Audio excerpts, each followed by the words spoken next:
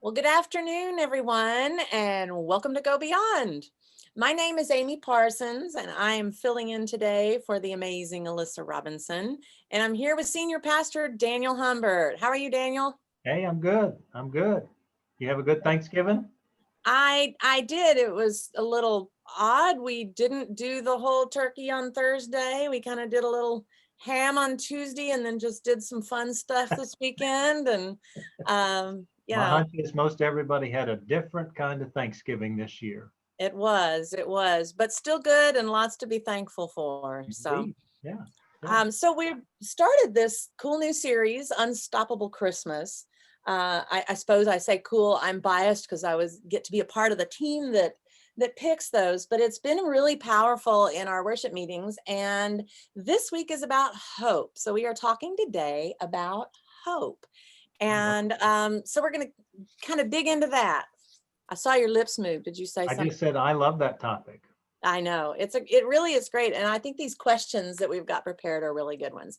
So we're going to start with, what is the difference between mere optimism and unstoppable hope? Mere Yeah. optimism and unstoppable hope. Optimism and hope. And so we get to answer these together, right? Right, right. I'll let you go first because you've got more degrees. So You're optimistic, see? I am. Yeah. So for me, I think optimism is clearly a sense in which I like things to be positive. I like to look on the bright side. I want to see the sunny side of the day, right? That's optimism. And I think optimism is always helpful. And I think optimism can lead to hope. But for me, hope is more. And hope is kind of this confident assurance that something is going to go the way I believe that it should, or that I certainly want it to go. And so for me, hope is literally what gives me life and gives me the belief that there is something beyond where I am and what can be. And Hmm. so for me, optimism can lead to hope, and therefore it's kind of a component of hope, but it's not the totality of hope. For me, hope is much bigger and broader, and there's more confidence to hope than there is to optimism, though I sure like to be optimistic and certainly love to be around people who are optimistic. Yeah, I'm a 6. We don't tend to be. We tend to look for the on the Enneagram 6. We tend to expect the worst. So I Yeah. struggle sometimes with that. Well, I made a note and then I changed it and made another, and I had two different things. The first thing I thought was, for me personally, optimism is kind of a way of looking at things, and hope was a way of feeling about things. Hmm. Because I think that sometimes, I can be optimistic about this is going to work out and but maybe those aren't things they're just surface stuff, and the Yeah. hope is that feeling. Yeah. um and then the other thing I wrote down, optimism, okay, and this is, I think, taking in my Enneagram number here. Optimism is the idea that everything will turn out okay, which is probably why I struggle with that and don't have it. But hope is that everything is okay. I just have to kind of get it in my head and heart.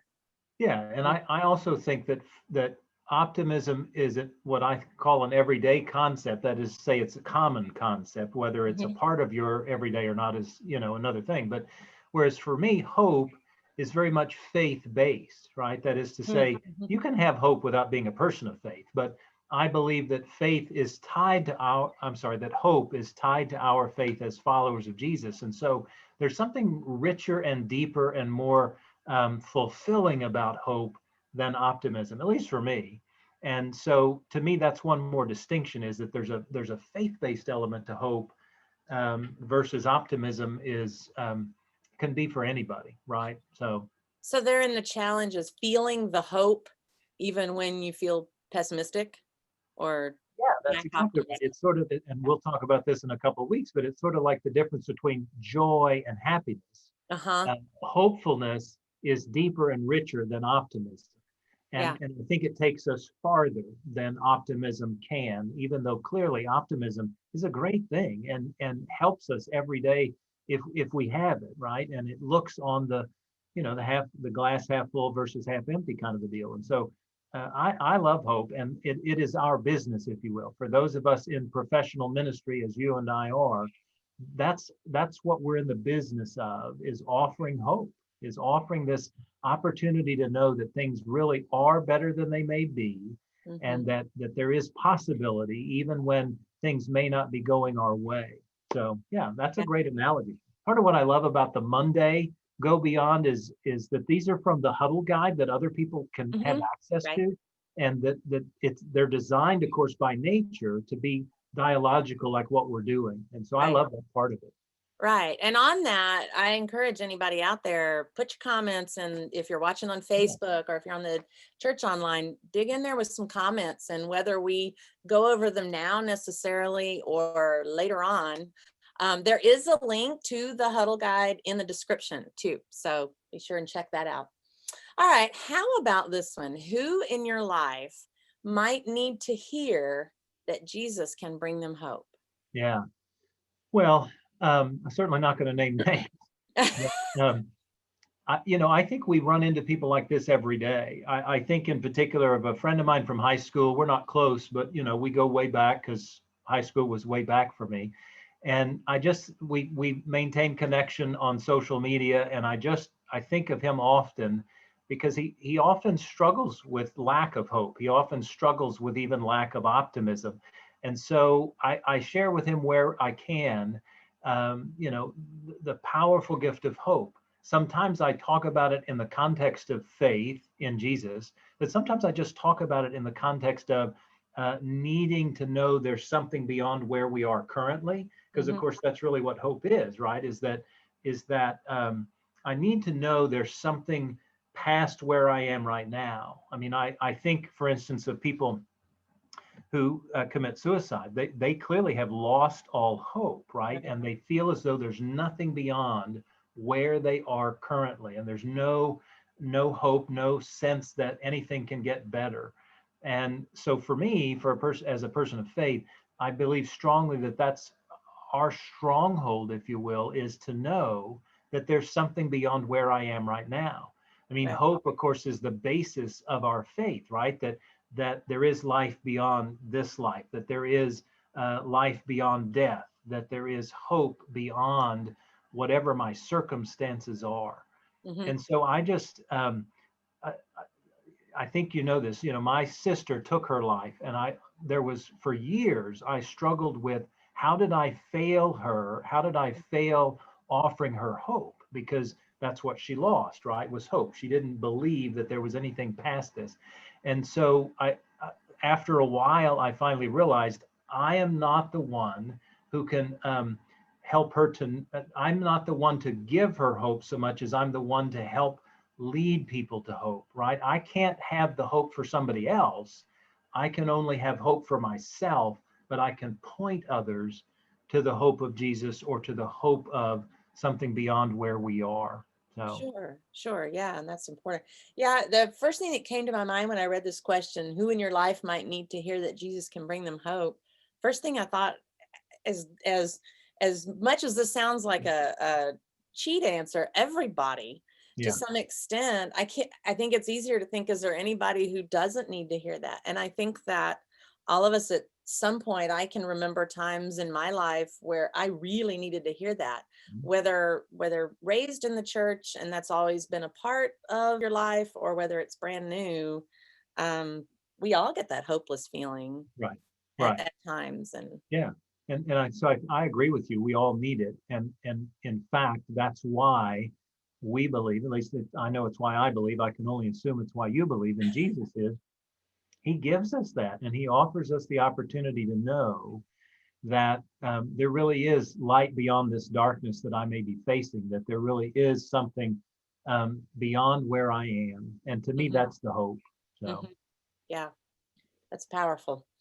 So, what do you do when you're feeling hopeless? And I don't know if I should say it as what do you do when you're feeling hopeless, but just yeah, to okay. me, I feel like that's the response is what do I do personally, right? Because Mhm. again, I think this is the gift of hope is that it offers us the opportunity to know that I can find a place beyond where I'm feeling or realizing I am right now. And so for me, there are two primary things I do. One is I listen to music because music Mhm. touches my soul, and I listen to different kinds of music. depending literally on my mood. But music is something that transcends who I am and where I am and how I'm feeling and all that kind of stuff. And sometimes it's very secular music that's just upbeat and positive, and other times it's sacred or Christian based music that just kind of, the lyrics kind of help me out and kind of point me in a different direction. Mhm. And then for me personally, prayer, I find great hope and strength in prayer because it's my lifeline, it's my connection, and it's not as if I get like straight answers or anything, or like direct revelation from God or anything like that. Excuse me, but prayer for me brings comfort and it brings strength, and in that I find hope. And um, so that's what I turn to. I turn to music and I turn to prayer. Mhm. It's interesting you said that about answers, because when I was kind of looking through these questions, I wrote down, don't confuse hope with answers, Yeah, because I that's think right. so often we pray and we're looking for hope. We think what we're really looking for is, answer this now. I want to know, when's this going to fix, or when's this going to change? Well, I know for me personally, I would love to say that the first thing I do when I feel hopeless is prayer. Um, and that eventually is a part of it, but I do tend to, I tend to go to the worry and the freak out and the, I need to solve it and plan it. I think the two I've things, never encountered that in you. I know, right? Well, hey, I've always got a backup plan though, and that's important. Except sometimes can't have a backup plan. My two things, I think, when I'm really feeling hopeless, I need to see like the embodiment of hope. Yeah, And I see that a lot of times in like our youth, some of the service projects we do here, things like that. When I'm struggling with, is there hope? And then I see some kids, we had the precious little kids reading the Advent reading as we lit the Advent wreath and stuff like that. Those little kids, will just choke me up, because there's hope. And the other thing for me too is exercise. As strange yeah, as that sounds, yeah. that endorphin kick of, okay, I'm going to take myself out of this place. And I have shared before, and we have a podcast where I've shared about my dealings with depression.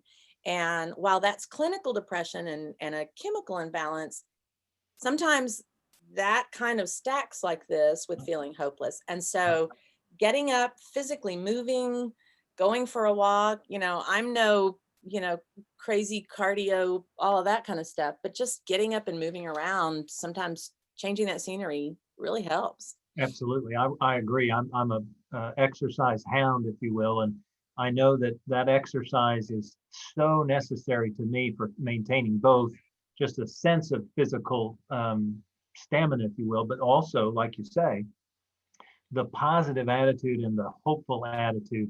For instance, when uh, um, COVID hit and all the gyms shut down, I don't have so much a membership to a gym, but there's amenity centers on site in my housing area, and they closed those down as well. And so I couldn't go a day without figuring out I've got to do something else. And I did some harmful things because I'm old, and so I then finally went and just bought a piece of equipment that I normally use at that gym, Uh-huh. because there was no way I was going to be able to stay um, positive without exercising. I mean, Yeah. you speak a lot of truth in all that, that it's so very helpful, and some more than others, to just do the exercising. Yeah, Yeah. Well, absolutely. if you need sometime, we can Zoom and I'll do some ballet for you, or a little tap dancing or something. I'm Well, these still living with my old man's injuries from back in March. That's okay. I can account for that. And I bet people would tune in to see Daniel doing ballet on.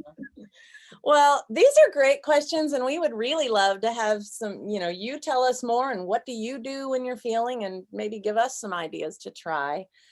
So we are going to be back again on Wednesday at same time, and talking about this more, a little bit more, digging into hope. Thank you for your time today, Daniel. Absolutely. Thanks for joining in today. Yeah, no, I'm I, happy to be here. Yeah, I'd encourage folks to check out. I posted on social channels this morning about, golly, what experience did you have this past week that brought you hope? Mm. And I've been very positively amazed at the number of responses. So people are hopeful out there, and that's a cool deal. That excites me. That's great. Yeah. And we definitely need that looking at 2021, I Yep. think. shake the Yep. etch a sketch and feel that hope. So, Indeed. well, we wish everyone a great day. Thanks for tuning in, and we will see you on Wednesday. Bye-bye. Bye-bye.